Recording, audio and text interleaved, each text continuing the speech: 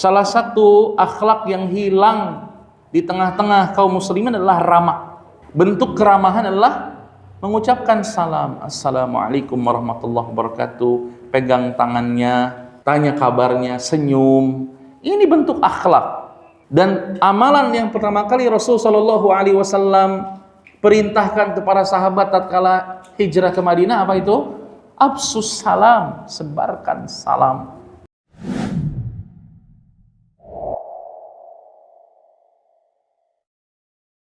Bismillahirrahmanirrahim. Assalamualaikum warahmatullahi wabarakatuh.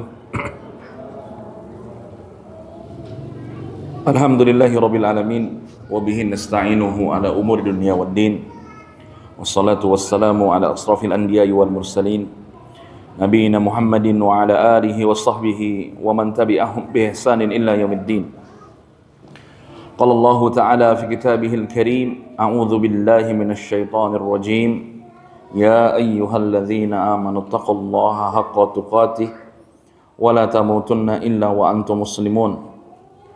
Wa qala subhanahu wa ta'ala ya ayyuhan nasu taqu rabbakumul ladzi khalaqakum min nafsin wahidah wa khalaqa minha zawjaha wa batha minhuma rijalan katsiran wa nisaa'a wattaqullaha alladzi tasaaluna bihi wal arham innallaha kana 'alaikum raqiba.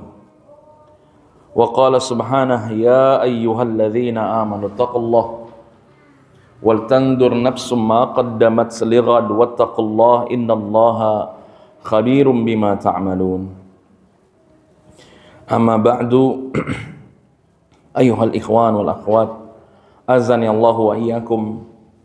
Segala puji bagi Allah tabaraka wa taala yang mana di pagi hari ini kita berkumpul dalam rangka untuk terus menapaki jalan ketaatan kepada Allah Subhanahu wa taala. Apalagi kita menunggu nanti maghrib insyaallah akan dilaksanakan sidang isbat yang menentukan kapan kita akan memulai bulan Ramadan. Ya, ada yang mulai besok, ada yang mulai lusa. Ya nanti lihat saja. Nanti lihat saja keputusan pemerintah. Ya. Kalau ikut keputusan masing-masing nanti beda-beda. Dan ketika pemerintah menentukan juga semua tokoh masyarakat, semua ormas, semua ulama diundang sehingga muncul kesepakatan. Soalnya masih banyak di antara kita yang beralasan, Ustadz kan pemerintahnya juga gitu katanya. Gitu gimana? Ya gitu pokoknya. Itu bukan urusan kita. Yang jelas penentuan tanggal ini bukan ditentukan oleh DPR, bukan ditentukan oleh orang-orang partai, bukan. Tetapi ditentukan oleh orang-orang yang kompeten, ya secara sains, ya secara ru'yah wal hisab, yang ditentukan oleh Kementerian Agama Islam. Ya. Dan ini dilakukan setiap tahun.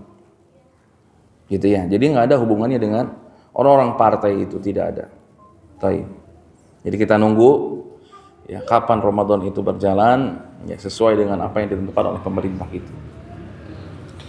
Taib, insyaallah pagi hari ini kita akan membahas sebuah pembahasan yang cukup mendasar bagi akidah seorang Islam, seorang yang muslim, seorang yang beriman kepada Allah dan Rasul-Nya. Di pertemuan sebelumnya kita membahas tentang bagaimana kecintaan seorang hamba kepada Allah Subhanahu wa taala. Di pertemuan kita sekarang insyaallah kita akan bahas bagaimana kerinduan dan kesempurnaan ketaatan kepada Rasul sallallahu alaihi wasallam. Dua hal ini jamaah rahimakumullah adalah bagian dari ikrar. Kita sebagai seorang muslim kita berikrar dengan mengucapkan asyhadu an la ilaha illallah wa asyhadu anna muhammadan rasulullah. Ya. Kita berikrar, bersaksi, berjanji, bersyahadat bahwa tidak ada Tuhan yang berhak disembah kecuali Allah Subhanahu wa taala. Nah, yang kedua, kita meyakini bahwa Nabi Muhammad alaihi wasallam adalah utusan Allah. Satu-satunya utusan yang Allah kirimkan kepada kita untuk menjadi pembawa petunjuk, ya. Saya sering bilang ada petunjuk teknis, ada petunjuk pelaksana. Petunjuk teknis yang diturunkan oleh Allah kepada kita adalah Al-Quranul Karim, sedangkan petunjuk pelaksananya adalah Nabi Muhammad SAW. Jadi lengkap sudah. Allah menurunkan risalah sebagai petunjuk teknis, dan Allah menunjuk Nabi Muhammad SAW sebagai pelaku pelaksana perintahnya. Sehingga dalam permasalahan ini kita akan belajar, kita akan mendasari akidah kita tentang Nabi Muhammad SAW. Baik, tidak akan berlama-lama, kita akan bedah poin per poin. Saya tulis di sini ada 5 ditambah 6, 11. 11 poin kecintaan kepada Nabi SAW, ya, dan ketaatan kepadanya. Bagaimana kita seyogianya sebagai pengikut Nabi Muhammad harusnya tuh to-do list-nya itu seperti apa? Taib. Yang pertama, jamaah rahimakumullah, adalah sempurna mencintai Rasulullah dibandingkan diri sendiri dan seluruh manusia lainnya. Sekali lagi nih, mencintai Rasulullah melebihi diri sendiri dan manusia lainnya. Nabi kita Muhammad SAW bersabda, la yu'minu ahadukum hatta akuna ahabba ilaihi min walidihi wa waladihi wan nasi ajma'in. Tidak sempurna iman seseorang, tidak dikatakan beriman, tidak sempurna imannya seseorang bagi siapa? Bagi salah seorang di antara kalian, ya, yang mencintaiku melebihi mencintai anaknya, melebihi mencintai orang tuanya, melebihi mencintai seluruh manusia di muka bumi ini. Umar bin Khattab pernah berjalan dengan Rasul sallallahu alaihi wasallam, "Ya Rasulullah, aku mencintaimu namun tidak melebihi aku mencintai diriku sendiri." Kemudian Rasul menjawab, "Wala anta ya Umar." Begitupun engkau mencintai dirimu sendiri tidak boleh melebihi cinta kepada Rasul. Kemudian Umar bin Khattab meralat ucapannya, "Kalau begitu ya Rasulullah, aku mencintaimu melebihi mencintai diriku sendiri." Ya, ini kalau sudah masalah seperti ini sudah masalah kesempurnaan iman. Gak ada bandingannya. Dan ini dilakukan oleh para salafus saleh, para sahabat ridwanullahu alaihim. Mereka mencintai Rasulullah dengan sempurna, melebihi cintanya kepada seluruh manusia yang lain. Bahkan tatkala perang Badar, Abu Bakar As-Siddiq radhiyallahu taala anhu nyari anaknya, Abdurrahman bin Abu Bakar. Saking cintanya sama Rasul, anaknya di pihak musuh, di pihak kaum musyrikin Quraisy, di antara 1000 pasukan yang dikirim oleh Abu Jahal. Tapi Abu Bakar mencari anaknya. Itu membuktikan bahwa dia mencintai Rasul sallallahu alaihi wasallam melebihi mencintai anaknya. Sa'ad bin Abi Waqqas. Ya. Sa'ad bin Abi Waqqas tatkala masuk Islam jemaah, ibunya mogok makan. Ibunya nggak mau makan, mogok makan. Kemudian kata saudara-saudaranya, "Kenapa kamu mogok makan?" Ya, karena saat masuk agamanya Muhammad gitu. Biarkan aku seperti ini, biar orang tahu Sa'ad itu pembunuh ibunya. Kemudian Sa'ad bin Abi Waqqas dengan keteguhan hatinya datang ke ibunya, "Wahai Ummi, kalau Ummi punya 100 nyawa, keluar satu persatu, saya tidak akan meninggalkan agamanya Muhammad." Ini ibunya loh. Tapi dia lebih mencintai Nabi kita Muhammad sallallahu alaihi wasallam. Dan banyak lagi contoh para sahabat, mereka menempatkan cintanya melebihi manusia seluruhnya. Ya. Makanya kita juga belajar perlahan, pelan-pelan, berikhtiar dalam kehidupan kita sehari-hari. Kadang ada pertentangan dengan pasangan. ada pertentangan dengan anak, ada pertentangan dengan orang tua, ada pertentangan dengan mertua, ada saja. Maka tatkala ada pertentangan ini, kata Allah Subhanahu wa taala, farudduhu ilallahi wa rasuli. Balikin sama Allah dan Rasul. Ya. Banyak di antara kita bingung caranya seperti apa. Makanya untuk belajar dakwah ini tidak harus langsung, maksudnya bebeledagan. Ada uslubnya, ada jalannya, ada fikihnya. Ya. Tatkala para sahabat menempatkan cintanya di atas Rasul, kecintanya kepada Rasulullah di atas segalanya, para sahabat itu memikirkan uslub dakwahnya. Ya. Sama, kita pun sama. Tatkala menempatkan Rasulullah di atas segalanya, kita harus memikirkan bagaimana cara berdakwahnya. Dan antum tahu keadaan antum masing-masing. Tidak semua cara itu work, tidak semua cara itu sama. Ya, ada kalanya tipe-tipenya berbeda-beda. Suatu ketika ada orang yang nanya, Ustadz, saya ini gara-gara jenggotan saya bertengkar sama ibu saya. Kenapa? Saya bilang, ibu saya nggak suka, nggak rapi. Kalau begitu jenggotnya rapiin dong. Jangan ajak-ajakan dikasih sampo, dikasih krim, biar rapi. Ya, mandi kamunya, pakai parfum, biar kesan jenggot itu tidak rapi. Antum pernah dapat kritikan pakai jenggot terapi? Atau misalnya ibu-ibu ketika mau hijrah kemudian suaminya bilang, "Mama, kamu mana teh ini make mau kena haridang." Bagaimana ngejawabnya? Kan kita perlu strategi dakwah. Nah, strategi ini beda-beda. Tapi kita sudah dulu menetapkan bahwa cinta kepada aturan Allah dan Rasulnya lebih tinggi dibandingkan aturan manusia. Maka cinta kepada Nabi ini adalah syarat kesempurnaan iman. Makanya Nabi bilang, la yu'minu ahadukum, tidak dikatakan beriman di antara kalian. Ya. Maka tempatkan cinta Rasul ini melebihi cinta kepada makhluk yang lain. Ya. Bahkan pertentangan-pertentangan kepada seluruh manusia yang lain dikesampingkan. Ya. Semampu kita kejar mahabbah kepada Rasul sallallahu alaihi wasallam. Semampu kita. Ya. Kadang kita di posisi tidak mampu, kadang kita di posisi tidak mampu. Kadang kita di posisi mampu dengan sempurna, kerjakan. Ada teman-teman kita yang masih kerja di TNI, di Polri, yang sulit untuk menegakkan sunnah lahiriah. Sulit untuk apa? Menegakkan sunnah lahiriah, sulit. Karena ada aturan begini dan begitu. Saya bilang semampunya. Semampunya.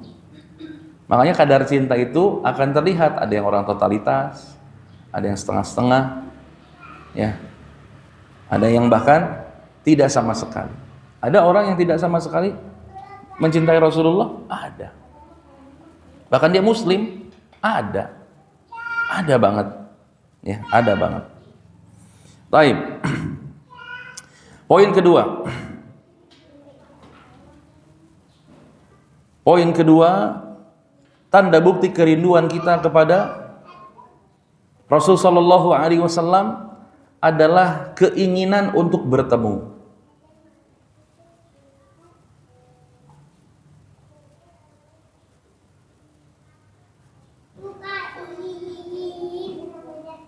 Sebagaimana Rasulullah sallallahu alaihi wasallam rindu kepada kita.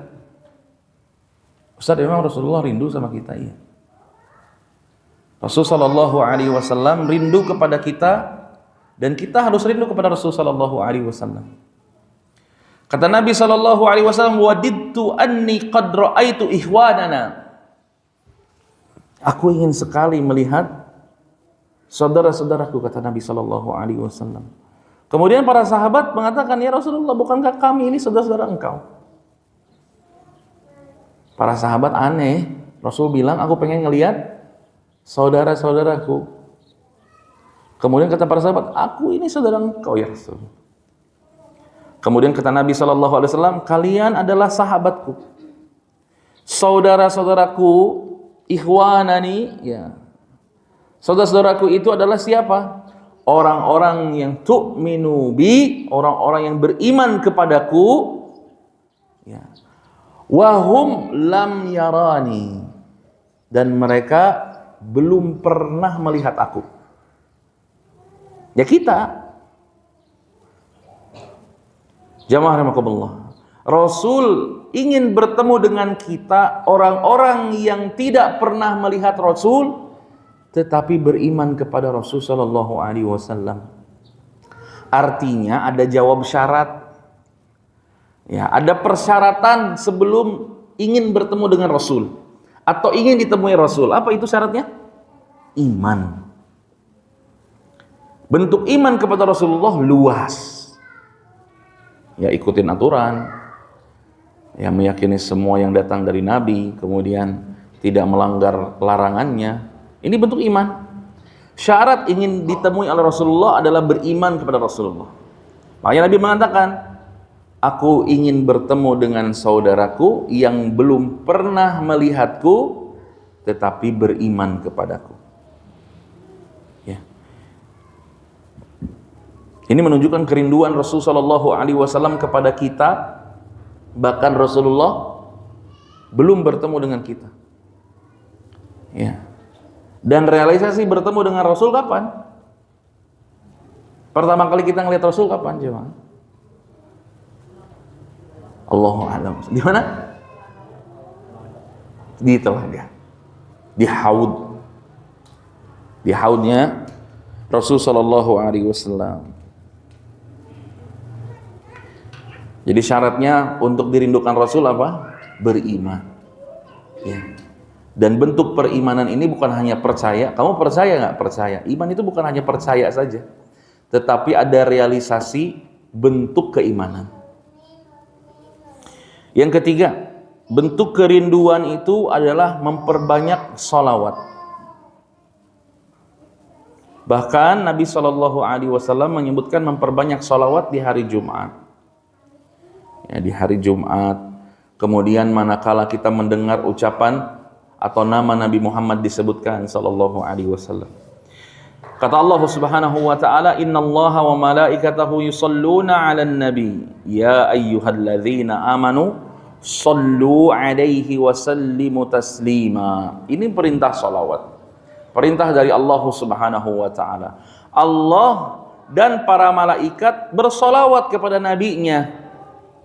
Maka Allah memerintahkan kita orang-orang beriman untuk bersolawat. Solawat di sini bukan solawatan.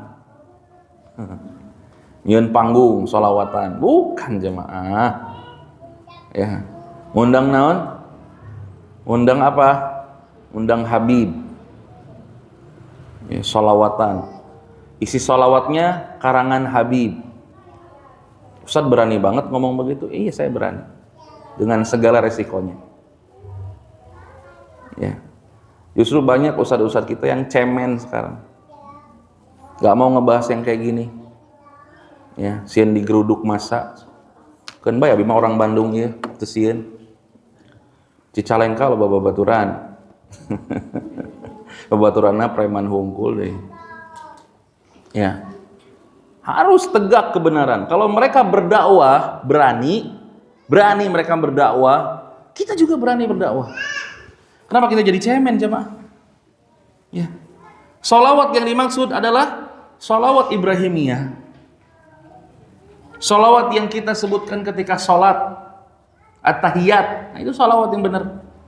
Satu-satunya riwayat yang menjelaskan tentang sholawat adalah sholawat Ibrahimiyah. Allahumma salli ala Muhammad wa ala ali Muhammad kama sallaita ala Ibrahim wa ala ali Ibrahim fil alamin innaka Hamidum Majid. Wa barik ala Muhammad wa ala ali Muhammad kama barakta ala Ibrahim wa ala ali Ibrahim fil alamin innaka Hamidum Majid. Bukan sholawatan yang hari-hari jadi bahasa Jawa, jadi bahasa Sunda, jadi sholawat tayo. Tahu nggak sholawat tayo? Sholawat MU, tahu nggak sholawat MU? Coba lihat di Instagram, coba lihat di YouTube. Sholawat udah jadi variasi. Sholawat kiai ganteng, sholawat kiai ganteng, subhanallah. Ya. Yang jelas itu salah, itu salah. Itu salah, itu bukan sholawat. Ya. Ibu-ibu pernah ngamalkan sholawat nariyah? Tobat. Bisi pernah. Ya. Jadi sholawat yang diajarkan oleh Nabi hanya satu, yakni sholawat Ibrahimiyah atau sholawat yang kita baca ketika tahiyat. Ya. Kata Nabi SAW, man shalla alaihi salatan sallallahu alaihi biha asyran. Siapa yang sholawat kepada Nabi 1 kali, maka Allah akan bersolawat kepada yang bersolawat 10 kali. Siapa yang sholawat kepada Nabi 1 kali, dengan sholawat yang benar tentunya, maka Allah akan bersolawat 10 kali. Sholawat 10 kali itu bentuk keberkahan datang kepada yang bersolawat. Ya. Jadi kalau mau bikin acara sholawatan, masih usum sholawatan. Daerah sini mah masih ada ya.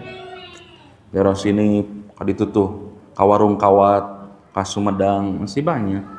PR kita masih banyak, para ustadz. PR kita masih banyak, ustadz-ustadz yang nonton live ini. Ya, para sea di internal, ayo umat tadi beneran. Ya. Ayo mulai berdakwah, tegakkan kebenaran di tengah-tengah masyarakat.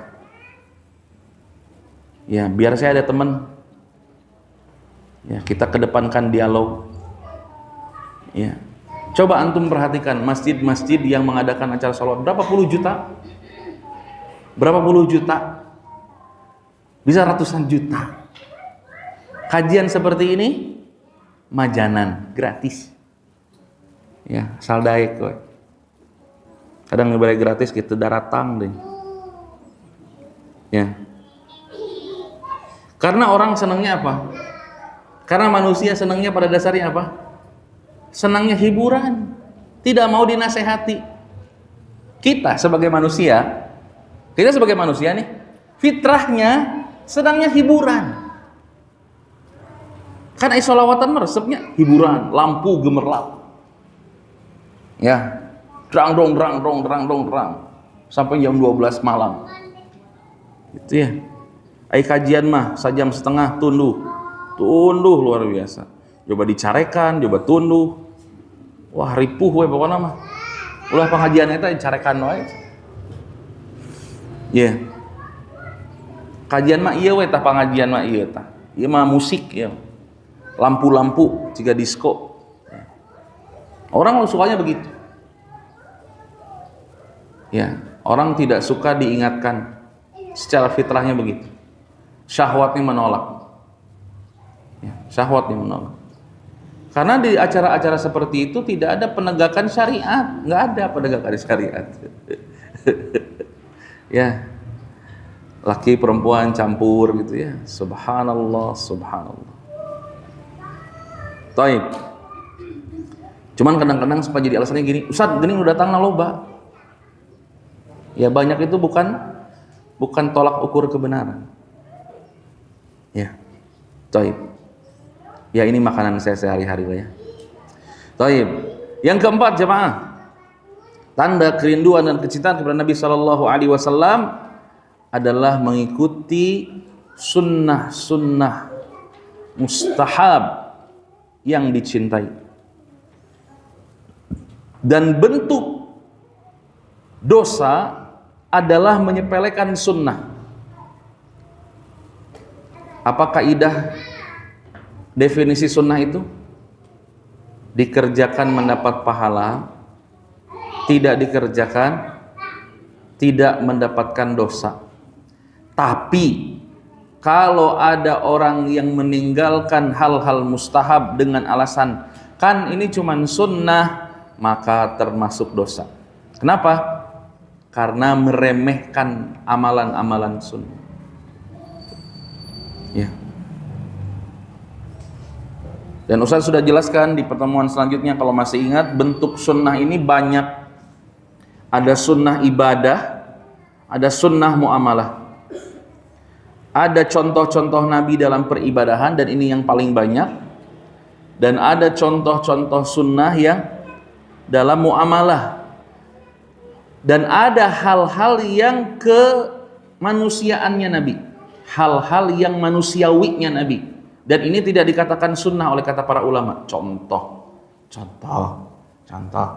Nabi naik unta. Antum bid'ah atau antum naik motor, kan tak dibalikin sama gitu. Ini dengerin dulu nih. Antum suka dibalikin gitu. Ayo main Instagram, dalilnya mana? Ayo naik onta, Nabi naik onta. Hajian Nabi naik onta, tuh naik pesawat. Berarti ente bid'ah atau cenah gitu. Ya ini perkataan yang konyol menurut saya. Jadi ada sunnah dalam ibadah, ada sunnah dalam muamalah, adab kemanusiaan yang normal dilakukan pada saat itu. Apakah Abu Jahal pakai onta termasuk sunnah dan Nabi pakai onta? Kan tidak. Masyarakat pada saat itu kendaraannya memakai unta, kuda, dan keledai. Pada saat itu adanya surat bukan WA. Pada saat itu tidak ada pesawat. Mereka hajian berjalan kaki. Kemudian pesawat, motor, handphone gak ada hubungannya dengan ibadah. Itu mah perkara dunia. Ya. Yang Nabi memperbolehkan masalah keduniaan selama tidak ada larangan. Gaskeun. Perkara dunia itu boleh selama tidak ada larangan. Sedangkan perkara ibadah itu terlarang sampai datang perintah. Cok cara ratetah. Tong dibalikeun. Ibadah dikerjakan padahal tidak ada perintah, ini nggak boleh.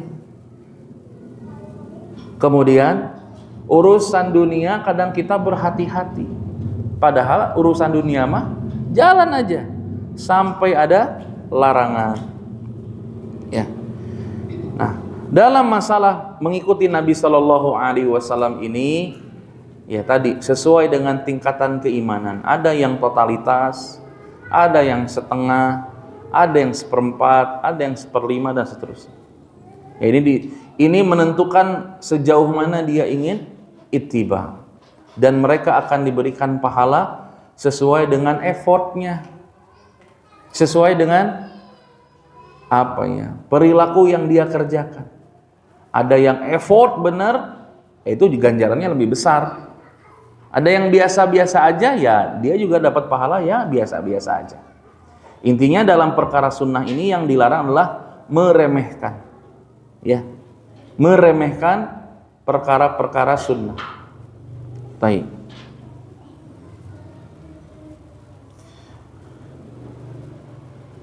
Kemudian bahwa taat kepada Rasul Sallallahu Alaihi Wasallam bentuk ketaatan kepada Allah. Ini juga disebutkan di pertemuan sebelumnya, bahwa tatkala seseorang mengatakan cinta kepada Allah, maka dia harus mengikuti Rasulnya. Sebaliknya berarti orang yang mengikuti sunnah-sunnah Rasulullah adalah orang-orang yang mencintai Allah Subhanahu wa Ta'ala. Kemudian wajib menerima hukum tanpa keberatan. Jamaah, wajib menerima hukum yang datang dari Rasul Sallallahu Alaihi Wasallam, baik berupa hukum-hukum Al-Quran atau hukum-hukum penjelasan dari Al-Quran yang ada dalam hadis, tanpa keberatan. Bu, tanpa apa bu? Serius bu? Serius bu? Bu ibu, kalau bapak-bapak santai. Ibu-ibu sering keberatan menerima hukum yang datang kepada Rasul, baik dalam bentuk hukum-hukum Al-Quran ataupun penjelasan Al-Quran dari hadis-hadis, tanpa keberatan. Siap bu?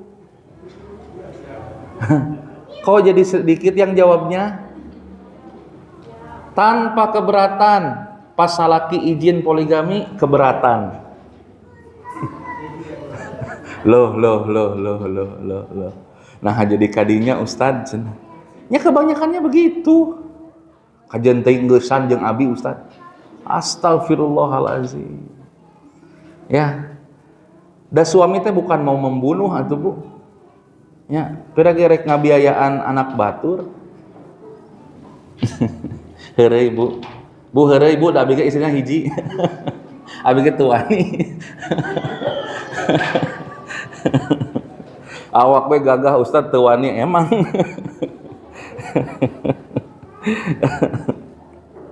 Kerma istri teh nu gaduh pojong soang jadi abi sieun Bu. Aduh, ya. Ya intinya tidak keberatan. Jamaah maksudnya tidak keberatan itu adalah tatkala hukum itu datang kepada kita, kita terima. Walaupun terkadang kita belum mampu untuk mengerjakannya. Antum, apa sholat yang tidak pernah ditinggalkan oleh Nabi SAW seumur hidupnya? Ada 2, qabliyah subuh dan witir. Antum kalau pengen mengikuti Rasul SAW bagaikan Ibnu Umar, susah, berat. Terima aja dulu. Ada perintah saum sunnah Senin Kemis, osok ngerjakeun? Ya kadang ngerjakeun, kadang henteu. Ya udah, terima dulu hukumnya.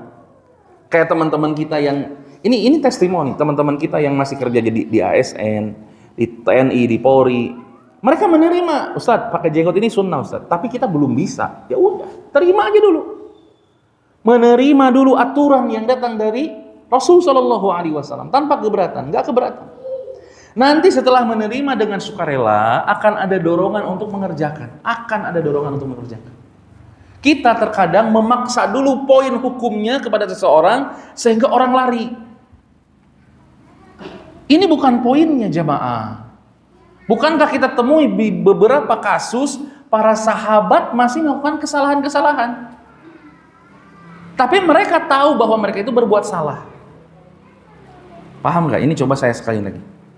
Dalam menerima hukum syar'i, ya, kita terima dulu saja. Ya, kalau sudah menerima, akan ada dorongan untuk mengerjakan hukum.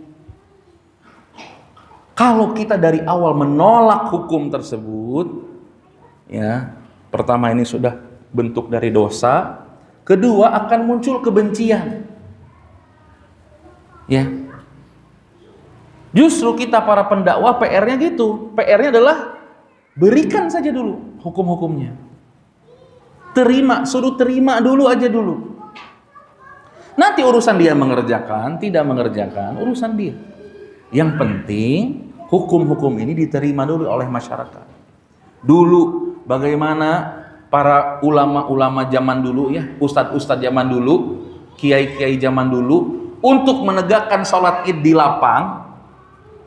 Saya masih ingat cerita ini dari Ustadz Jai.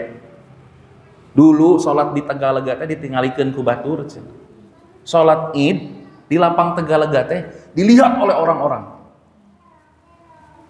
Sebarkan dulu ininya. Hukumnya sebarkan dulu bahwa sholat id itu di musola bukan di masjid. Sebarin dulu. Kemudian orang ternyata melihat. Sampai semua orang meniru. Memang ada perjuangan dulu. Terima dulu. Ya, 2011, 2012 saya masih ingat.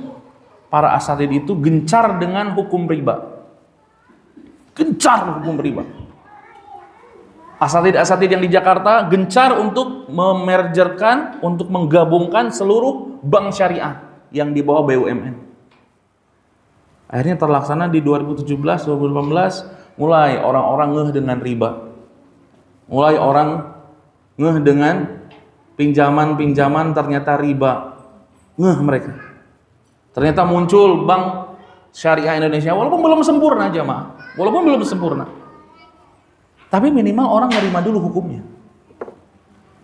Gitu. Sama tatkala kita berdakwah juga sama, ke keluarga, ke anak, ke istri, ke suami, tampilkan dulu hukumnya.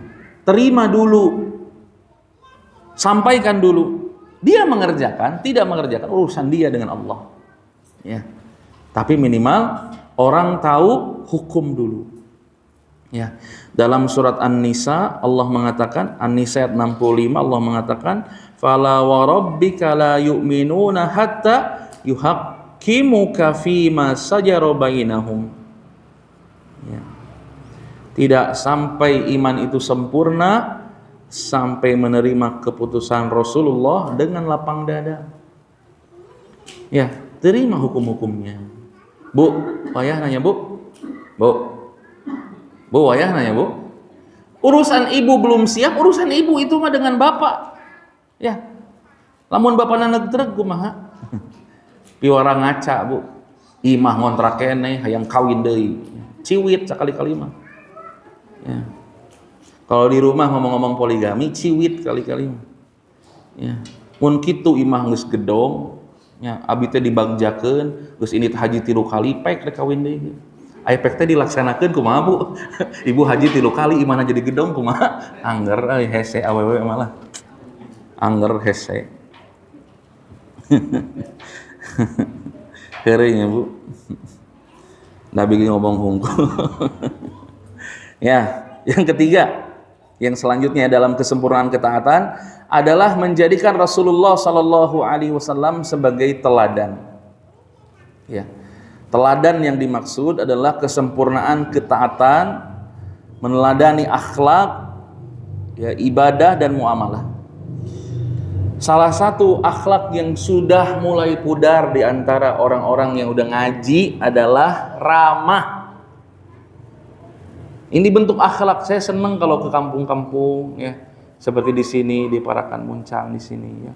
Orang-orang senyum datang nyapa. Alhamdulillah. Lamun di kota di Jakarta geus bararaeud jelema. Salah satu akhlak yang hilang di tengah-tengah kaum muslimin adalah ramah.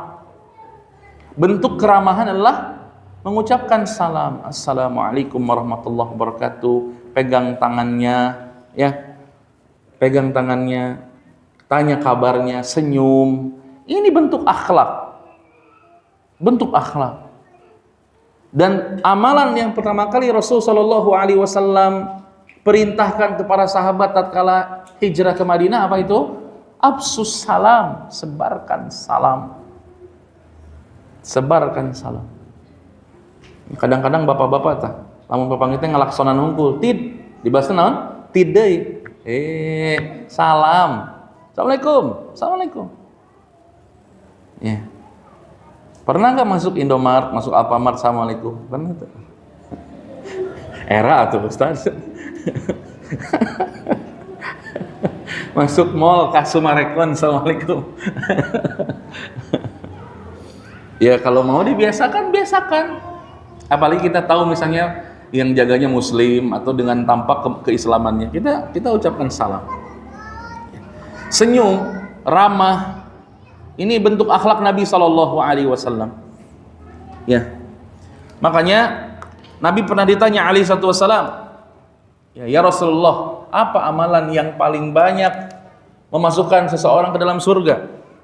Jawaban Nabi Sallallahu Alaihi Wasallam, taqwallah wa husnul khuluq.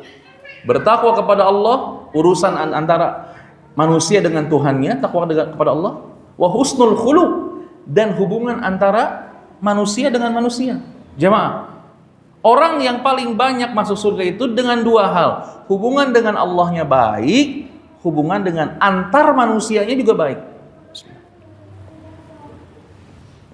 Jadi orang dikatakan orang soleh, tapi hubungannya dengan manusia jelek, gak soleh. Salah berarti. Ada yang salah dari ketakwaan. Karena seharusnya seorang muslim yang soleh, yang bertakwa itu hubungan dengan Allah baik, hubungan dengan sesama manusia baik. Ya, gak bikin-bikin perkara. Ya, intinya Allah mengatakan laqad kana lakum fi rasulillahi uswatun hasanah. Ya, sesungguhnya Allah Subhanahu wa taala menjadikan dalam diri Rasul itu adalah contoh yang baik. Bahkan para musuh-musuh Rasul itu mereka memalingkan wajah mereka bukan karena benci, tetapi makin dipandang Rasul, makin suka dengan Rasul. Ya.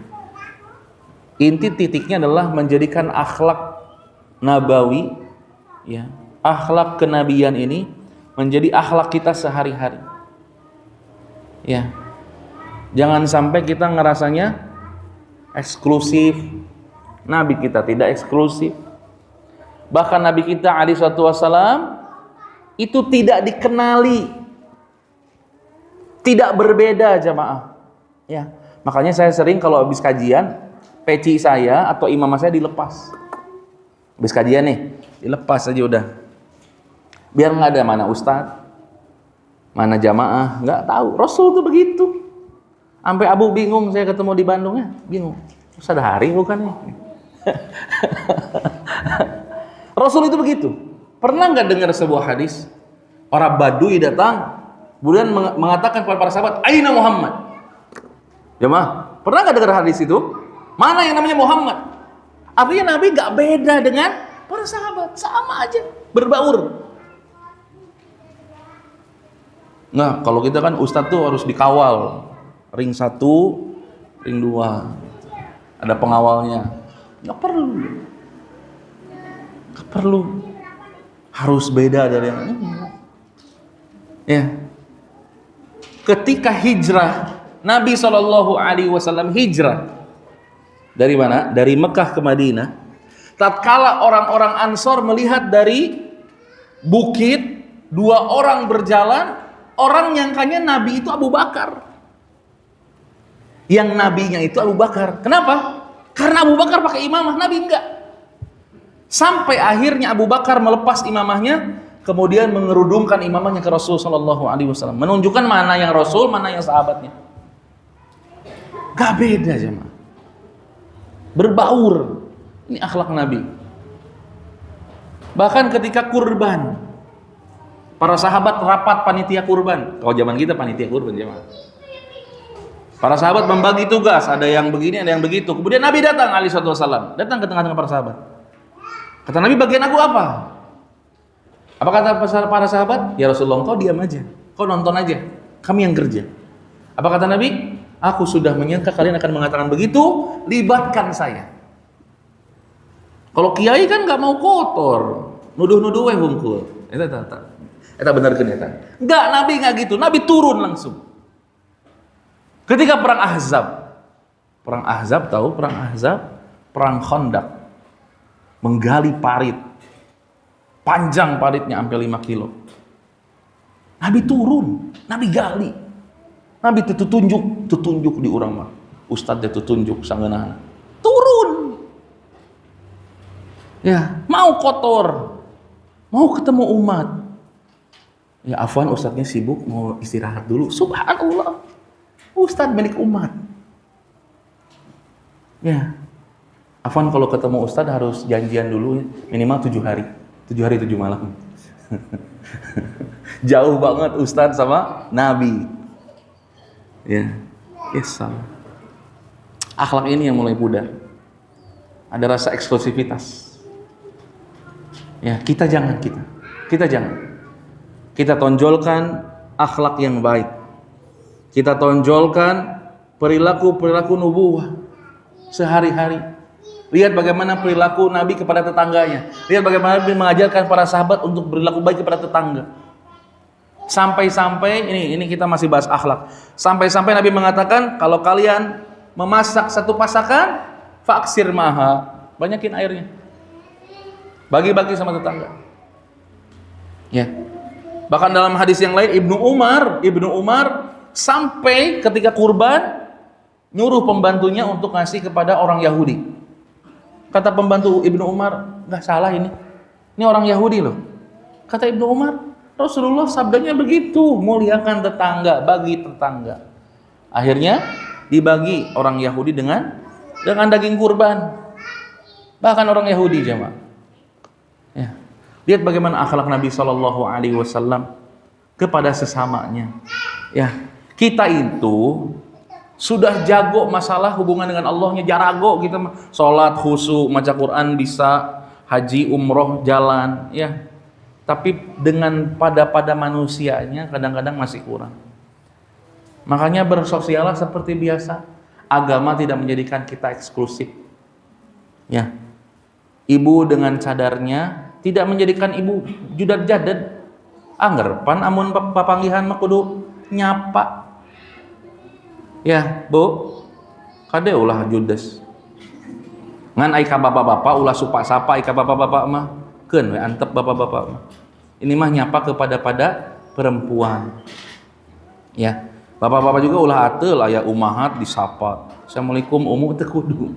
Teu kudu, Pak. Pipaseaeun. Pipaseaeun jeung pamajikan maksudnya. Baik, ya, menjadikan beliau sebagai teladan, terutama dalam akhlak. Yang jadi poin Ustadz adalah dalam akhlak.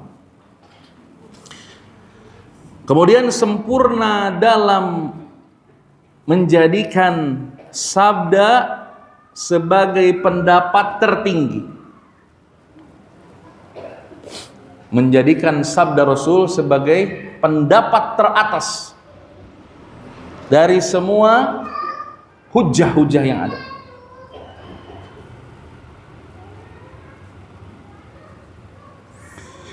Dalam surat Al-Hujurat ayat 1 Allah mengatakan ya ayyuhalladzina amanu la tuqaddimu baina yadayillahi wa rasulih. Enggak boleh mendahulukan yang lain sebelum Allah dan Rasulnya. Tidak boleh mendahulukan akal, tidak boleh mendahulukan budaya, tidak boleh mendahulukan pendapat manusia, menjadikan pendapat Rasulullah di atas segalanya. Kan kadang kita sok parasea, masalah yang seperti ini sok parasea, udah jadikan sabda Rasul, perilaku Rasul sebagai hujah tertinggi. Ya, hujah tertinggi. Ada contohnya kemarin. Saya jelasin sebuah perkara. Perkaranya adalah mengazani orang mati. Masih kene kan ya masyarakat teh mengazani orang meninggal. Saya diserang jemaah. Eukeun bae diserang gitu. Jadi saya bilang bagi orang-orang yang masih mengazani jenazah di liang lahat, balik lagi hukum azan itu untuk siapa? Keur nu maot, keur nu hirup. Keur nu hirup. Keur hirup wae di geroan azan teu salat, kemudian nu maot kan gitu. Jamaah, azan itu adalah panggilan salat untuk orang hidup. Sedangkan orang mati sudah selesai urusan dengan dunianya. Kemudian orang-orang ini mengatakan, Ustadz ada dalam kitab naon lah gitunya, ada dalam kitab ini bahwa katanya bahwa lahir diazani, mati pun diazani. Saya tetap dengan keteguhan hati saya bahwa pendapat tertinggi adalah sabda Rasul atau perilaku Rasul. Kalaulah azan ini baik bagi telinga mayit, maka Rasul akan mengazani Khadijah ketika wafat. Kan orang terdekat Rasul yang pertama kali meninggal adalah istrinya Khadijah. Apakah ada riwayat yang Rasulullah turun ke makam Khadijah kemudian azan? Aya teu aya. Ruqayyah anaknya loh, anak Rasul, Ruqayyah anak Rasul wafat, sakit, wafat. Istrinya Utsman bin Affan, ya, setelah hijrah ke Madinah, sakit, wafat. Kemudian apakah ada riwayat Rasul turun ke makam Ruqayyah terus azan? Teu aya. Ummu Kulthum setahun kemudian istrinya Utsman juga wafat, adiknya Ruqayyah. Apakah Rasulullah azan? Tidak. Ja'far sepupu Nabi, keluarga Nabi, lanceukna Ali wafat. Apakah Rasulullah turun ke kuburannya terus azan? Makanya dulu lah nih, tunjukin saya. Kalau ada riwayat Rasulullah turun ke makam terus Allahu Akbar, saya tobat, saya akan azan juga. Kalau ada riwayatnya. Ai eueuh mah tong maksa. Ini kan baik. Lamun cek ente baik, nanti cek si eta oge baik, cek si itu baik. Jadi semua kebaikan banyak bercabang. Makanya kenapa Ustaz tulis di sini bahwa pendapat tertinggi adalah sabda Rasulullah atau perilaku Rasulullah supaya kebaikan tidak bercabang. Balikin sama Rasul. Balikin sama Rasul. Di urang mah hujan gede, azan. Hujan gede, badai, azan. Allahu Akbar, Allahu Akbar. Kangge naon? Azan rek sarolat. Lain waktuna. Ya. Jadi kita jamaah. Jadi kita harus menempatkan sebuah ibadah itu di tempatnya. Ya. Maka perdebatan sepanjang apapun, pendapat tertinggi adalah sabda Rasul. Kalau Rasul mengerjakan, kita kerjakan. Kalau Rasul tidak mengerjakan, ngapain kita kerjain? Gitu. Gampangnya? Gampang agama. Ya. Jadi tidak mendahulukan akal, tidak mendahulukan budaya, tidak mendahulukan pendapat manusia di atas sunnah. Misal, Rasul, sahabat, tabi'in, atba'ut tabi'in. Kemudian para ulama. Ini ada ulama yang meriwayatkan, ada ulama yang berpendapat bahwa ieu azan dina kuburan. Kemudian tabi'in tengerjakeun, atba'ut tabi'in tengerjakeun, sahabat tidak mengerjakan, Rasul tidak mengerjakan. Ya ini lebih kuat yang kita ambil. Bahkan ada perbedaan antara sahabat dengan Nabi misalnya. Ambil yang mana? Ambil Nabi SAW. Tapi tidak mungkin kan para sahabat menyelisihi Nabi SAW. Penyelisihan itu ada setelah zaman atba'ut tabi'in. Gitu. Makanya Nabi mengatakan, khairun nasi qarni, sebaik-baik manusia adalah yang bersamaku. Tsumma alladziina yalunahu, tsumma alladziina yalunahu. Kemudian generasi setelahnya, kemudian generasi setelahnya. Makin ke bawah, makin banyak perdebatan memang, Pak. Makin ke bawah, makin banyak ikhtilafan katsira, kata Nabi. Siapa yang hidup sepeninggal aku, kata Nabi, sayakunu ikhtilafan katsira. Kalian akan berada di keadaan yang banyak pendapat. Apakah Rasulullah diam saja tahu fakta ini? Rasulullah tahu fakta ini. Fakta bahwa akan banyak pendapat. Tidak, Nabi memberikan solusi. Fa'alaikum bisunnati. Maka pegang teguhlah sunnahku. Wa sunnatil khulafa'ir rasyidin mahdiyyin. Dan sunnah-sunnah para sahabat yang diberikan petunjuk. Sampai Nabi mengatakan, gigit dengan gigi geraham. Ya. Ini bentuk bahwa Nabi SAW tahu bahwa akan ada ikhtilafan katsira. Ya, akan ada perbedaan pendapat yang sangat banyak. Terakhir jamaah. Terakhir. Ya. Tidak membuat suatu perkara dalam ibadah yang tidak pernah Nabi kerjakan. Garis bawahi dulu, tidak melakukan perkara ibadah. Nyata ibadahna di beureman, Pak, di buludan. Tidak melakukan perkara ibadah yang Nabi SAW tidak kerjakan. Ini bentuk kerinduan yang benar. Karena orang-orang yang akan bertemu dengan Nabi SAW di telaga adalah orang-orang yang memurnikan ajaran Nabi. Sedangkan hadis yang panjang menyebutkan ada orang yang diusir dari telaga karena apa? Tahu alasannya karena apa? Karena mengadakan sesuatu setelah sepeninggal Nabi. Coba antum kan sekarang mah ya Google ya, Chat GPT, cek siapa orang-orang yang diusir di telaga Rasulullah. Sok tanya tah kasih Mbah Google. Pan baroga HP ayeuna mah. Tanya. Siapa yang diusir oleh Nabi di telaganya? Siapa?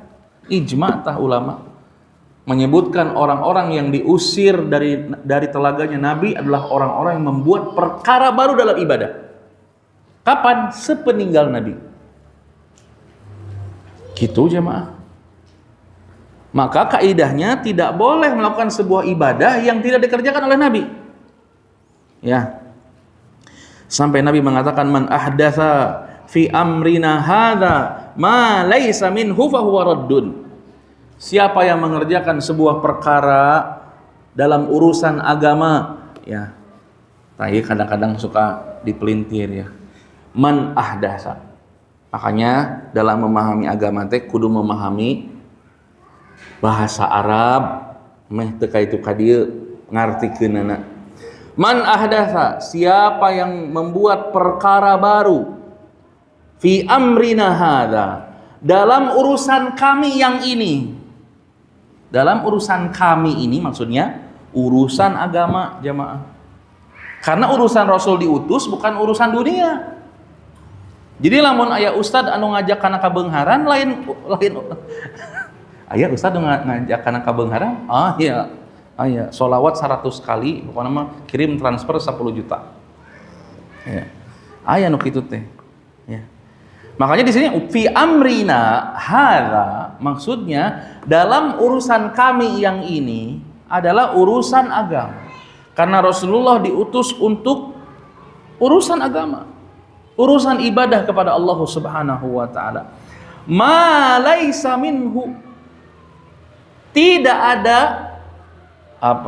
asal dari kami, dari pengajaran kami, fahuwa raddun, maka yang seperti itu ditolak alias capek gawe teu kapake. Maka kalau sudah mulai bertanya, ini ibadah saya ada dalilnya enggak ya? Nah, itu sudah mulai dewasa tuh dalam beragama, bagus tuh. Gitu. Dalam urusan agama. Ya. Makanya belajar terus, belajar dari sumbernya, belajar dari kitabnya, ya, belajar dari aslinya. Sudah mulai berpikir mana hadis sahih, mana hadis hasan, mana hadis dhaif, ya. Ya Pak, belajar bahasa Arab. Lain bahasa Arab teh ngartina na'am we jeung la. Syukron barakallahu fikum, apalna teh eta we. Afwan, apalna eta we. Diajar meh ngarti kana agamanya. Bismillahirrahmanirrahim. Ustadz, bagaimana konsep adil dalam poligami? Aduh. Sugante mau nanya kieu, Pak. Ibu-ibu ya nanya soalna. Aduh, kumaha. Ustadz, bagaimana konsep adil dalam poligami menurut syariat Islam? Bagaimana adil dalam pemberian nafkah jika istrinya kaya, apakah tetap dinafkahi? Berat kieu pertanyaan Coba Ustadz nanti poligami deh. Yang saya tahu jemaah ya. Allahu a'lam.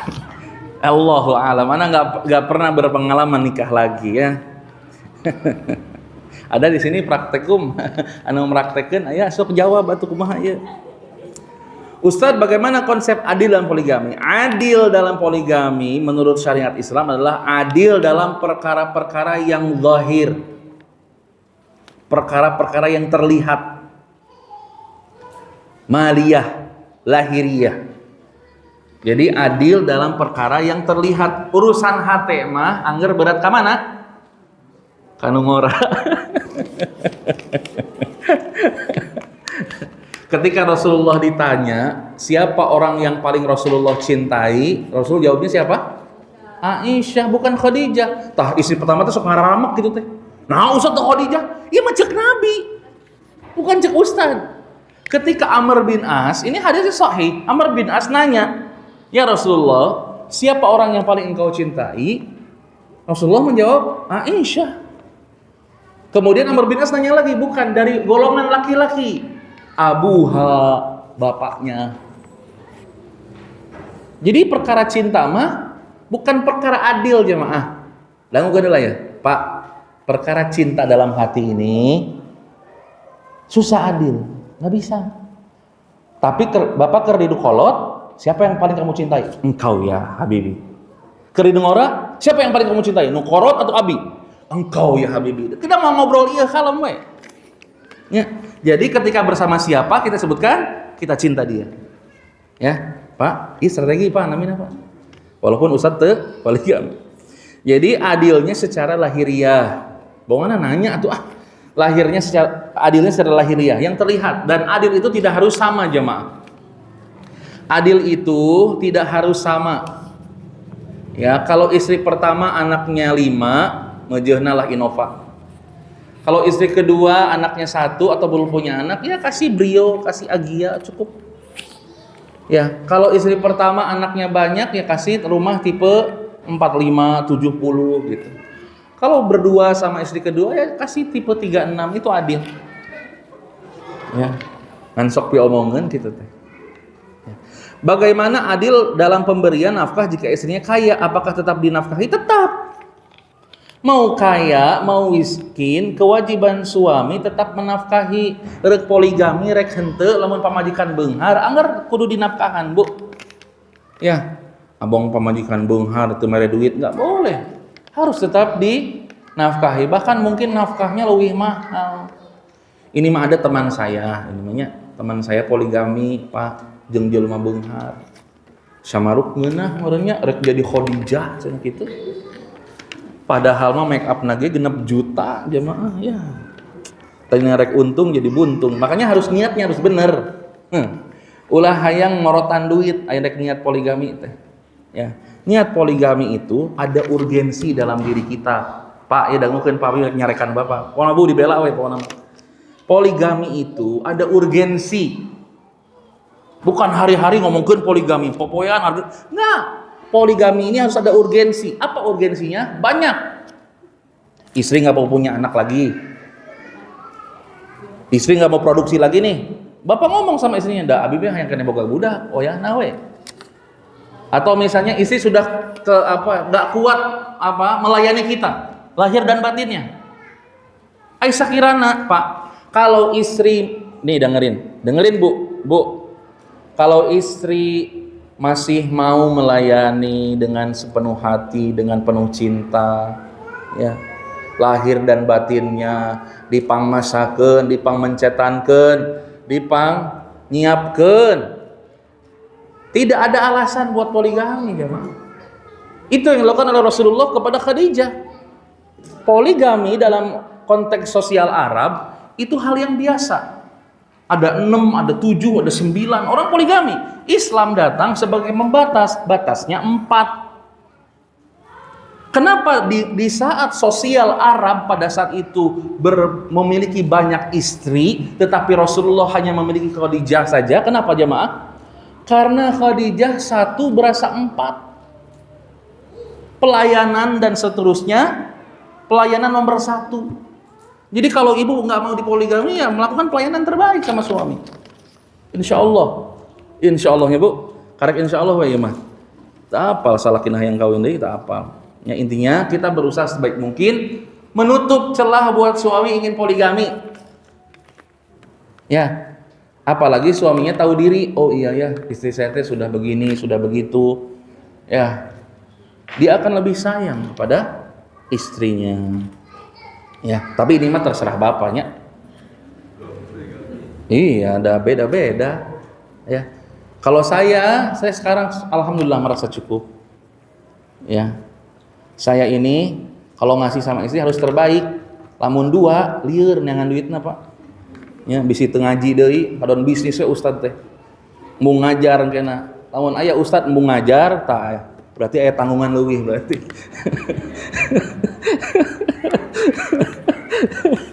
Ya, keun wae lah.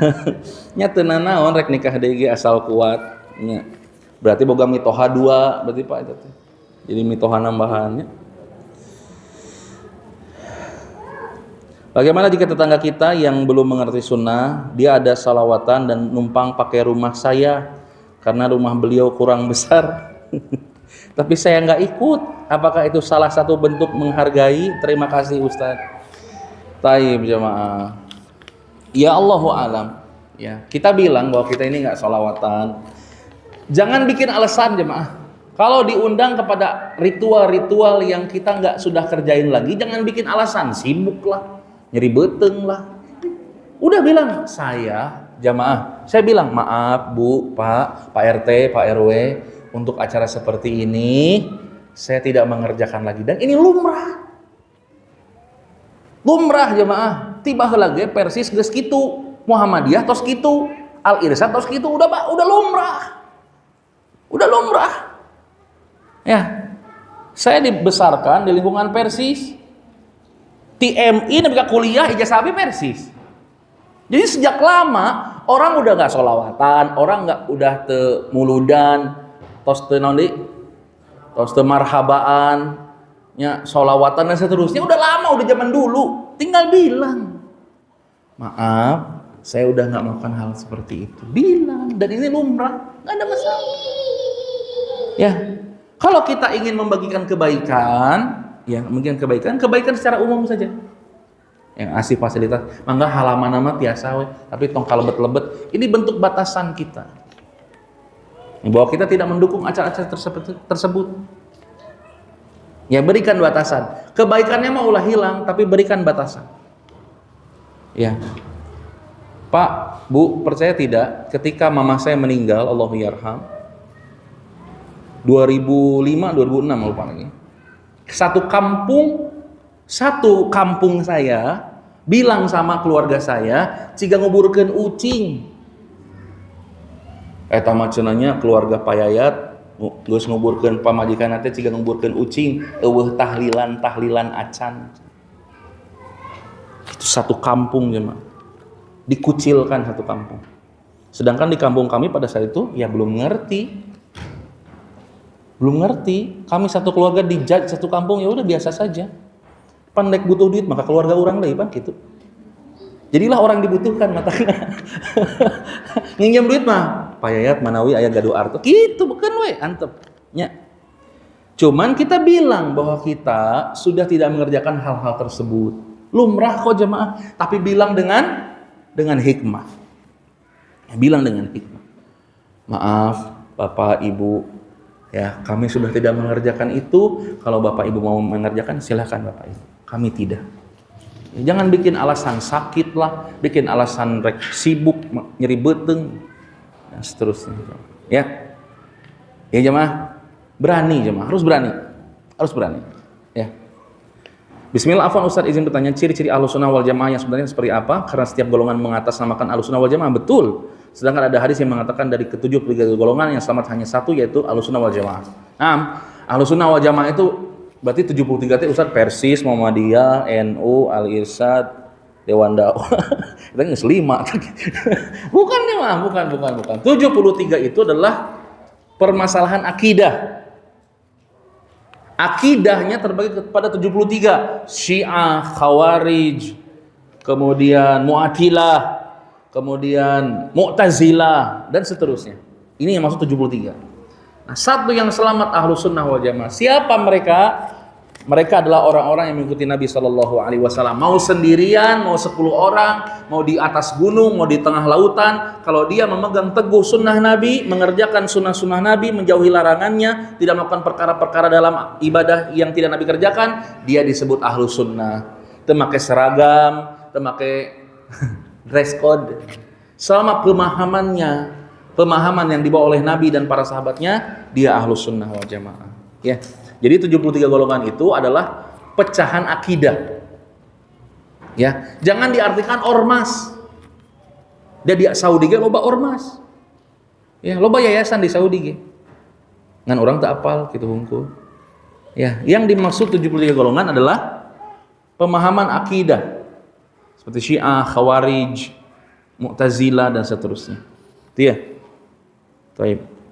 Jadi yang Ahlussunnah yang sebenarnya adalah yang mengikuti jejak langkah Rasulullah dalam peribadahan, dalam akhlak, menjauhi larangannya, kemudian tidak melakukan ibadah yang tidak Nabi kerjakan. Itu Ahlussunnah wal Jamaah. Bismillah, assalamualaikum warahmatullahi wabarakatuh. Assalamualaikum Ustaz, izin bertanya bagaimana hukumnya kalau saya sedang ngaji baca Quran ada yang azan, apakah diteruskan atau berhenti dulu? Kewajiban yang mendengar azan adalah menjawab azan. Baca Qurannya stop dulu, jawab dulu azannya. Azan yang mana? Azan yang biasa kita masjid yang suka didatangi. Bingung ya, azan mana pan reang azan teh. Di Lebak azan, di Tomboh azan, badi itu azan, badi azan. Nu mana Ustaz azan yang perlu kita dengarkan? Yang masjid yang biasa kita datangi. Termasuk buka saum juga sama. Ya, orang mah jangan dengan TPRI heula pan gitu. Saya setel TPRI meh ti heula azanna atau eta radio RRI Bandung. Azan yang kita dengar adalah azan masjid yang kita sholat wajib di situ. Ya. Kitunya ulah neangan TPRI jemaah. Lamun kabeheulan, lamun buka heula anu muazzinna sabar berarti. Tah. Ya, neangan heula TPRI urang.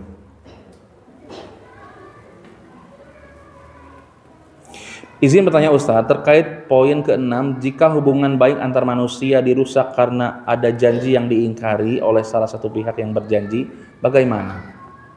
Ya fa aslihu baina ahwaikum. Kalau ada janji, kalau ada hutang di antara antum, ya, maka selesaikan dengan kekeluargaan. Selesaikan dengan penuh damai. Saya sering bilang, Bu, dangukeun Bu. Ketika ibu, misalnya ada orang yang berhutang sama kita, jamaah, ada yang hutang sama kita. 50 juta misalnya, 100 juta, 100 juta lah kata. Atau berapapun banyak nominalnya. Kabur. Suatu saat kapanggih jelema. Terus ditagih teu bisa mayar, ternyata jadi ripuh, jadi miskin. Bagaimana solusinya? Relakan sudah. Kan selama pencarian dan selama kita menagih juga kan kita tidak kekurangan. Jamaah, kita kan tidak kekurangan. Karena nu minjemkeun 10 juta, duitnya pasti 100 juta jamaah. Ini omongan Ustaz. Gini Ustaz udah pengalaman ke mana? Jelema nu minjemkeun duit 10 juta, rekeningnya 100 juta, udah pasti. Karena amun rekening 15 juta, mau mungkin minjemkeun 10 juta, mau mungkin. Keur hirup we sulit. Kalau pinjamin 1 juta, rekeningnya minimal 5 juta, 7 juta, 10 juta, pinjam 1 juta, oke. Saya kasih ya. Artinya, tatkala kita memberikan pinjaman itu, kita masih bisa hidup kok, gitu. Tapi ketika ditagih, jelema namanya jrel. Ditagih kumaha teu bisa mayar deui, udah relain aja jamaah, relakan saja.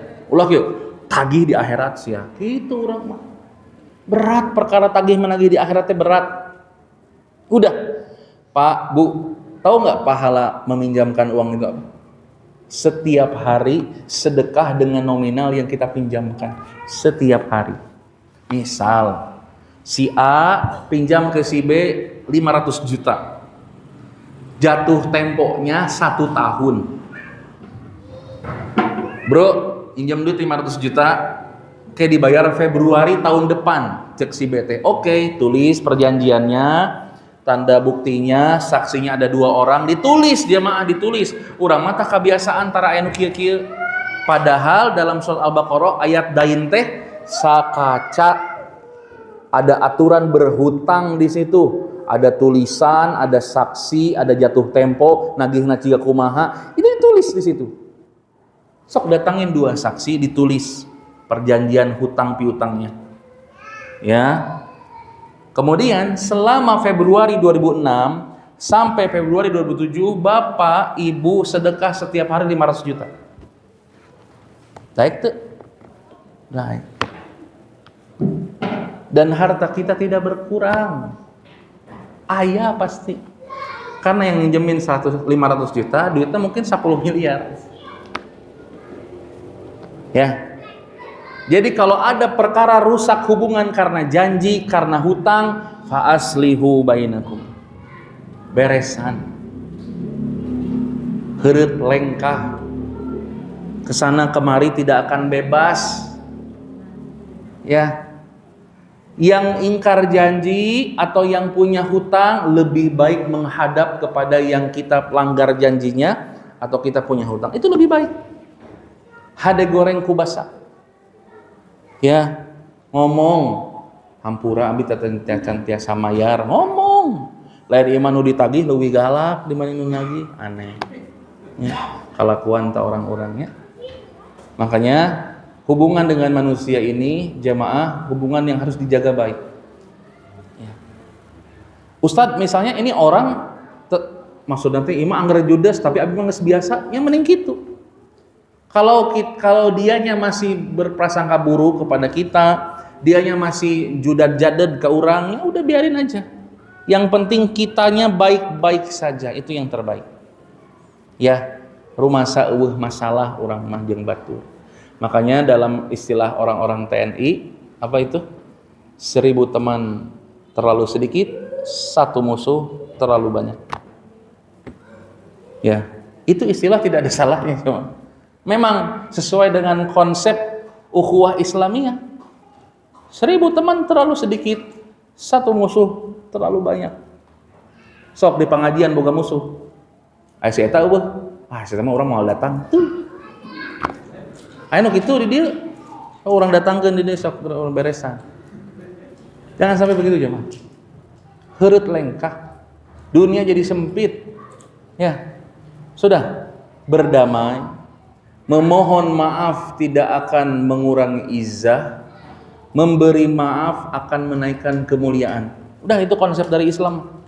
Memohon maaf tidak akan menurunkan izzah, memberi maaf akan menaikkan kemuliaan. Sok, orang yang pertama kali nyodorin tangan adalah orang terbaik. Dalam Islam para saya ulah leuwih ti sabaraha poe? Aya hadis namanya raho itu. Jah boleh Ustaz lebih dari 3 hari itu enggak boleh. Geus 2 tahun jeung lanceuk teu patanya kunaon eta. Ya, dosa teu. Komo orang apal dalilna leuwih dosa deui. Sok berdamai. Ya, saya yakin di antara kita ada permusuhan mah di antara antum. Ya cuman saya nggak tahu aja. Ya, itu mah antum dengan orang yang bermasalah dengan Allah. Sabda Rasulnya sudah sampai kepada antum, tidak halal seorang muslim bertengkar lebih dari 3 hari cek Nabi. Berarti leuwih ti 3 poe haram dosa berarti. Ya. Maka orang yang paling pertama menyodorkan tangan orang terbaik cek Nabi. Ya, mun orang minta hampura, jamaah, Bu, Pak, kalau kita minta maaf sama istri, padahal nu salahna pamajikan, teu naon. Pamajikan ya salah ka urang. Urang nu minta hampura pertama kali itu lebih mulia, tidak akan menurunkan izzah kita. Ama keneh mah kadi atuh bari dipeluk. Hampura papahnya, tah gitu, biasakeun. Urang mah pamajikan salah kesempatan, kawin deui sia tah kieu. Ya Bu, jadi meminta maaf tidak akan menurunkan izzah, memberikan maaf akan menaikkan kemuliaan. Hadza wallahu alam. Subhanakallahumma bihamdika asyhadu an la ilaha illa anta astaghfiruka wa atubu ilaik. Assalamualaikum warahmatullahi wabarakatuh.